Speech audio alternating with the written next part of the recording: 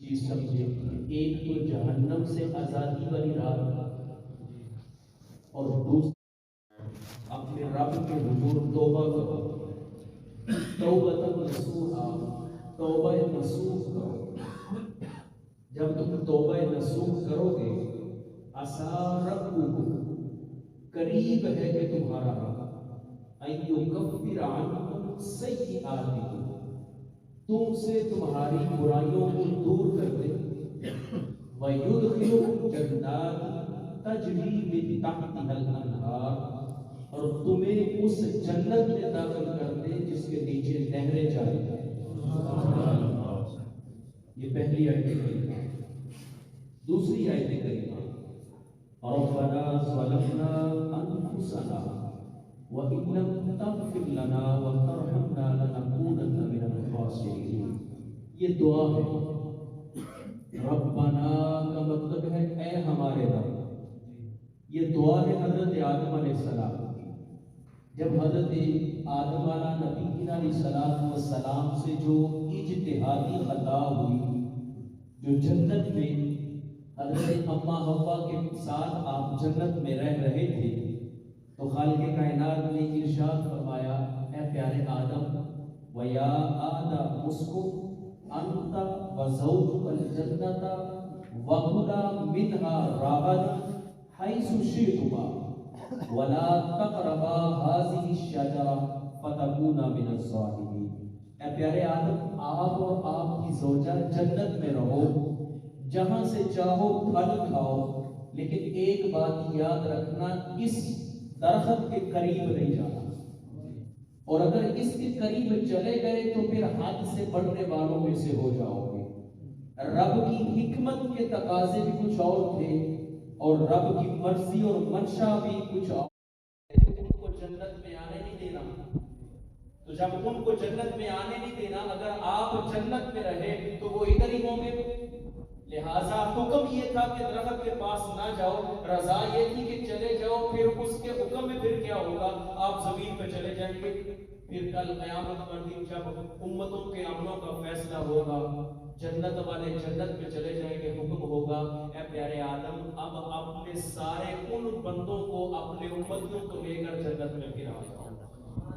آگے بڑھیں۔ مرحبا۔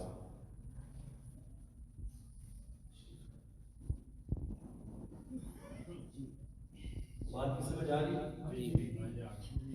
حضرت آدم علیہ السلام جب زمین پر آئے، تشریف لائے، 350 سال تک آپ روتے رہے۔ کتنا عرصہ؟ 350 سال۔ اللہ کی بارگاہ میں گڑ گڑاتے رہے، روتے رہے، لیکن کوئی آواز نہیں آئی، کوئی آواز نہیں آئی۔ ایک دن پھر دل میں خیال آیا کہ مالک، جب تو نے مجھے پیدا کیا تھا نا، مجھے تخلیق کیا تھا، میرا جسم بنایا تھا، اور میرا جسم بنانے کے بعد میرے اندر اپنی روح پھونکی تھی، تو میں نے آسمان کے عرش کے پایوں کے اوپر لکھا ہوا یہ پڑھا تھا، لا الہ الا اللہ محمد صلی اللہ علیہ وسلم۔ وہ جو تیرے نام کے ساتھ جو نام لکھا تھا نا، اس نام کے وسیلے سے میں دعا کرتا ہوں، میری توبہ قبول کر۔ فوراً آواز آئی، اے پیارے آدم، ذرا بتا تو صحیح، تجھے اس نام کا پتہ کس نے دیا؟ تجھے اس نام کا پتہ کس نے دیا؟ آدم علیہ السلام نے عرش کی مار عرش کو پایوں کے اوپر دیکھا، نوشتہ شبد لا الہ الا اللہ محمد رسول اللہ صلی اللہ علیہ وسلم۔ میں نے عرش کے پایوں کے اوپر، جنت کے ہر درخت کے ہر پتہ کے اوپر، حوران و غلمان کی پیشانی کے اوپر یہ لکھا ہوا تھا، تیرے نام کے ساتھ یہ نام لکھا ہوا تھا، ازاں جان دانستم۔ وہاں سے میں جان گیا کہ یہ جو تیرے نام کے ساتھ جس کا نام جڑا ہوا ہے نا، یہ کوئی اور نہیں ہو سکتا، یہ تیرا محبوب ہی ہو سکتا ہے۔ اب مالک نے کیا فرمایا، وَعِزَّتِي وَجَلَالِي، اے پیارے آدم، مجھے اپنی عزت اور جلال کی قسم، 350 سال تک تو روتا رہا، تیری توبہ قبول۔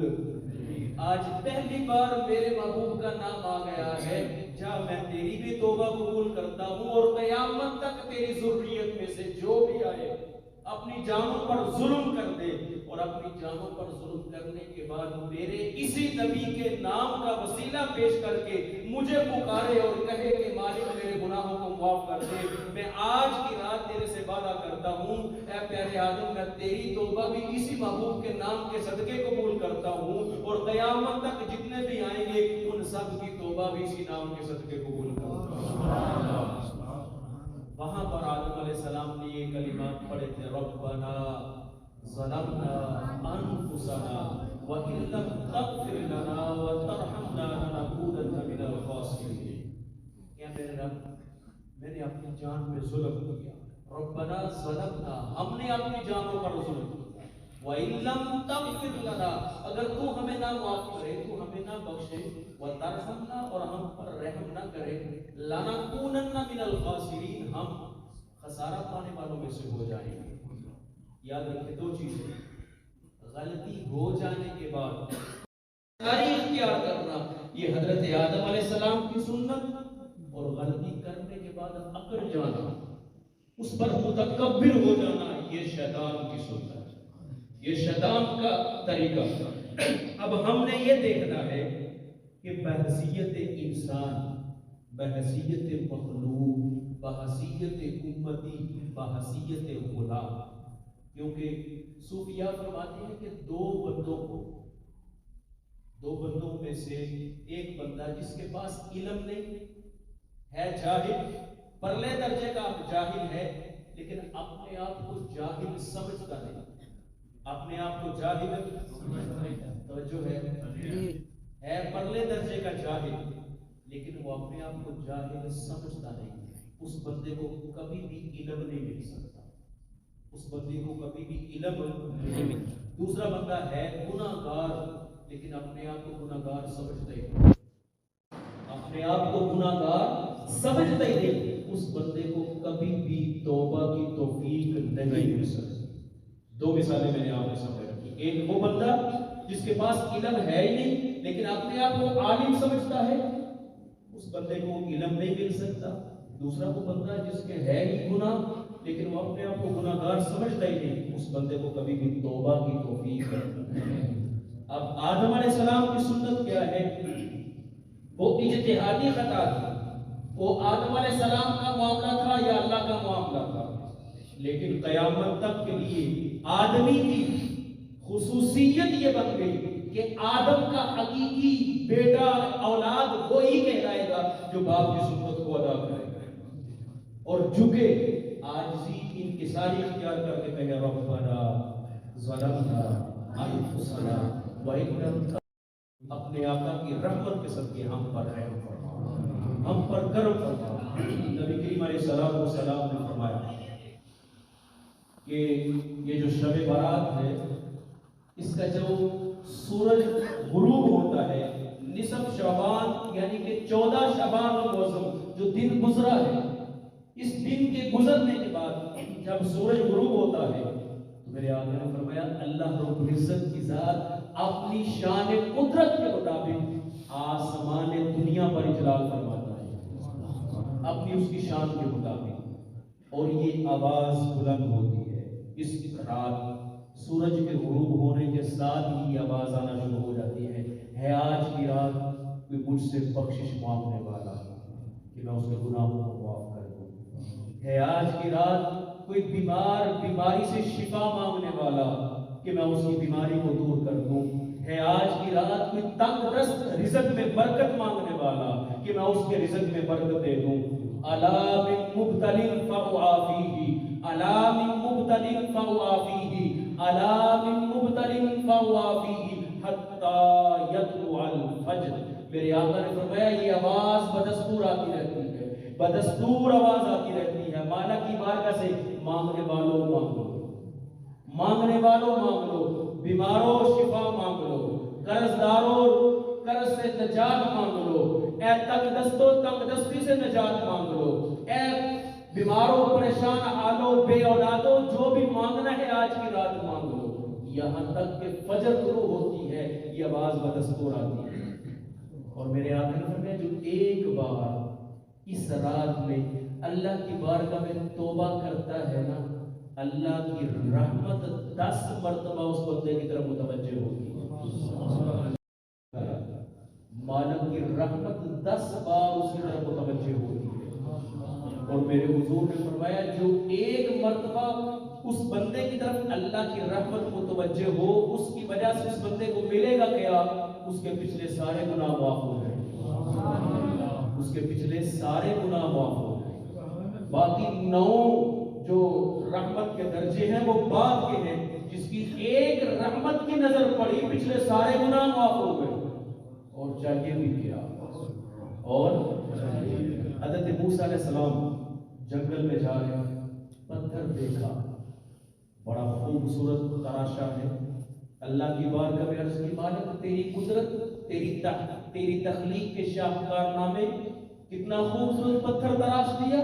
آواز ہے پیارے موسیٰ، اس سے بھی عجیب بات تو آگے ہے، اس سے بھی تو عجیب بات آگے ہے۔ کہا مالک اور کیا؟ کہا اس پتھر پہ ٹھوکر مارو۔ پتھر پر آسا مارا، وہ پھٹا، اندر دیکھا ایک سبز رنگ کا لباس پہنے بزرگ بیٹھے ہیں، ہاتھ میں تسبیح ہے، اللہ اللہ اللہ کی تسبیح الاپ رہے ہیں۔ حضرت موسیٰ علیہ السلام عرض کرتے ہیں، مالک دنیا میں اس دھرتی میں اس بزرگ سے زیادہ نیک تیری بارگاہ میں کوئی بندہ نہیں ہو سکتا۔ میرے مالک نے فرمایا، پیارے موسیٰ اس سے بھی عجیب بات نہ بتاؤں، اس سے بھی عجیب بات نہ بتاؤں؟ حضرت موسیٰ علیہ السلام عرض کرتے ہیں، مالک وہ کیا؟ میرے رب نے فرمایا، پیارے موسیٰ میرا محبوب آئے گا، ان کی امت آئے گی، اور ان کی امت کو میں سال میں ایک نصف شعبان کی رات دوں گا، اور میرے اس نبی کی امت اگر نصف شعبان کی رات عشاء کی بعد اگر 2 رکعت نماز نفل پڑھ لے، وَعِزَّتِي وَجَلَالِ مَن، مجھے اپنی عزت اور جلال کی قسم اس بزرگ کو 400 سے زیادہ اپنے محبوب کی امت کی شب برات کے 2 نفل زیادہ پسند ہو۔ سبحان اللہ۔ لیکن اس میں ہمارا کمال نہیں، صدقہ کملی والے آتا۔ اب بتا امتی اور کیا چاہیے، اب بتا امتی اور کیا چاہیے، مل گئے مصطفیٰ اور کیا چاہیے، دامن مصطفیٰ جن کے ہاتھوں میں ہو ان کو روزے جزا اور کیا چاہیے۔ یار جس نبی کی امت میں آنے کے لیے انبیاء دعا کرتے رہے، حضرت موسیٰ علیہ السلام اس امت میں آنے کے لیے 12 مرتبہ دعا کی، مالک یہ اس امت میں مجھے شامل کر دے، اس امت میں مجھے شامل کر دے، اس امت میں مجھے شامل کر دے۔ مالک نے فرمایا، پیارے موسیٰ تجھے نبی بنایا ہے، تجھے امت بھی دی ہے، یہ امت بھی لاڈلی ہے، یہ میرا نبی بھی لاڈلا ہے۔ سبحان اللہ۔ کیسی امت لاڈلی ہے؟ کبھی آپ نے اس چیز کی طرف توجہ کی ہے؟ موسیٰ علیہ السلام اس امت کو مانگنے کی دعا کیوں کر رہے ہیں؟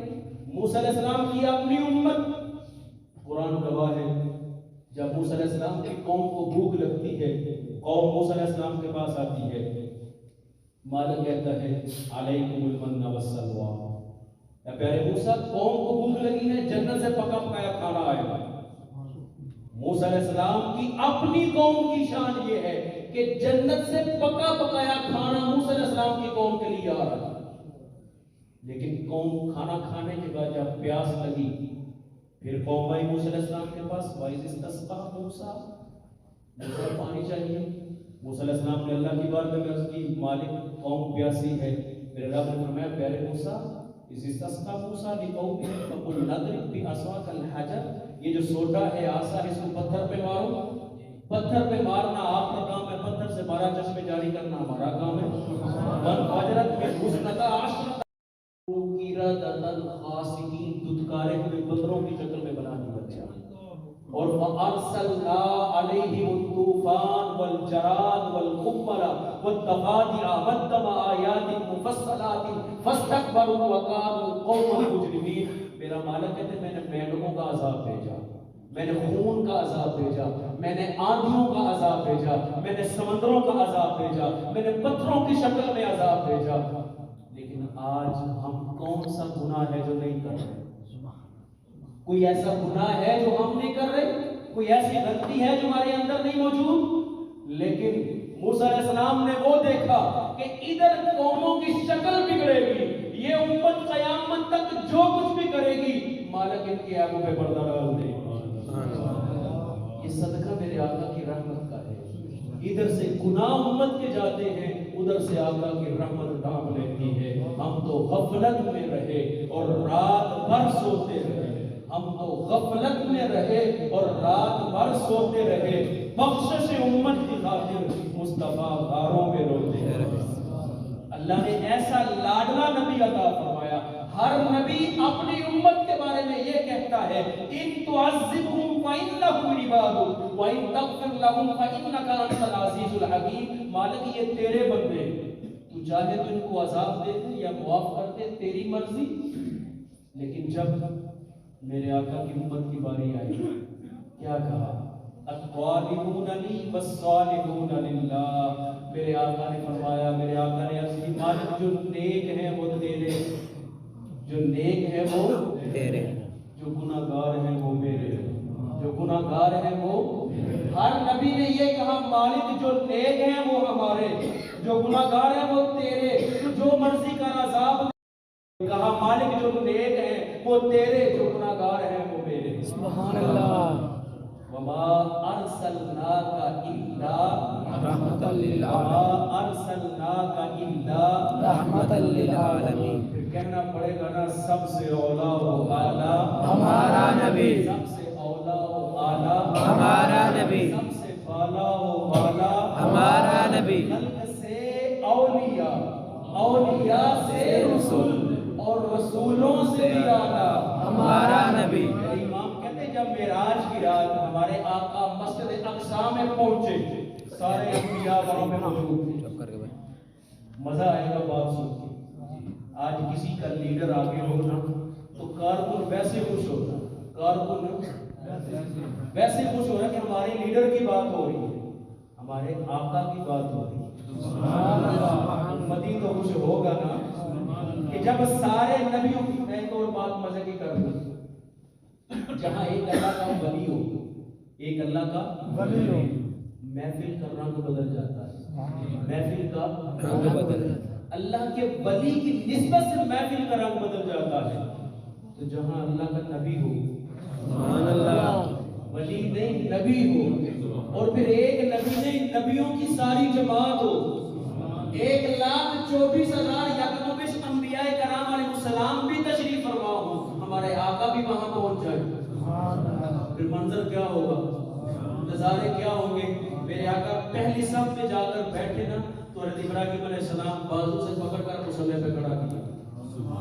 اعلیٰ حضرت علی بن برکت علیہ الرحمہ نے قلم توڑ دیا. کہتے ہیں کہ معراج کی رات مسجد اقصی میں سارے نبی میرے آقا کے پیچھے کھڑے ہیں, یعنی کہ سارے نبی مقتدی ہیں. کروں انبیاء سے عرض, کیوں مالکو, کیا نبی ہے تمہارا ہمارا نبی کہ جس نبی کے پیچھے آج تم نماز پڑھ رہے ہو, اس نبی کے پیچھے تو ہم نماز پڑھ کے فخر محسوس کرتے ہیں. کیا یہ تمہارا نبی بھی ہے, کیا یہ تمہارا نبی بھی ہے؟ تو موسیٰ علیہ السلام نے عرض کی, مالک اگر یہ امت نہیں دیتا نا تو پھر اس امت میں شامل کر دے, اس امت میں پیدا کر دے. پتا چلا کہ جس امت میں آنے کے لیے انبیاء دعا کرے وہ امت کوئی عام امت نہیں. لیکن چھوٹی سی بات کہ ہم یہ سمجھے کہ کیا ہمارا جو کچھ بھی آج ہو رہا ہے یا ہم کر رہے ہیں, ایک لمحہ بھی, تو شیخ سعدی رحمۃ اللہ تعالیٰ فرماتے ہیں کہ اس وقت جو حالات ہے نا, بیٹا باپ کو منہ دکھانے کے قابل نہیں. اور واصف علی واصف کہتے ہیں کہ اگر بیٹے کو باپ کی نیت کا پتہ چل جائے, بیٹے کو باپ کی نیت کا پتہ چل جائے, اگر باپ فوت ہو جائے تو بیٹا باپ کا جنازہ نہ پڑھے. لیکن آج میں کیا کر کے آیا ہوں, کیا جا کے کروں گا, آپ کو نہیں پتا. آپ کیا کر کے آئے, کیا جا کے کریں گے, مجھے یہ راز کس نے رکھے, یہ پردے کس نے رکھے, میرے رب نے رکھے. صدقہ کرنے والے آقا کی رحمت. ایک روایت میں نے پڑھا ہے کہ جب سارے نبیوں کی امت کے اعمال تولے جائیں گے نا, تو جب اس امت کے اعمال تولنے کی باری آئے گی نا, تو اللہ رب العزت کی ذات فرشتوں کو کہے گا کہ فرشتوں ایک نور کا خیمہ رکھا، ایک نور کا، میں نے اپنے محبوب کے غلام کا حساب دینا ہے۔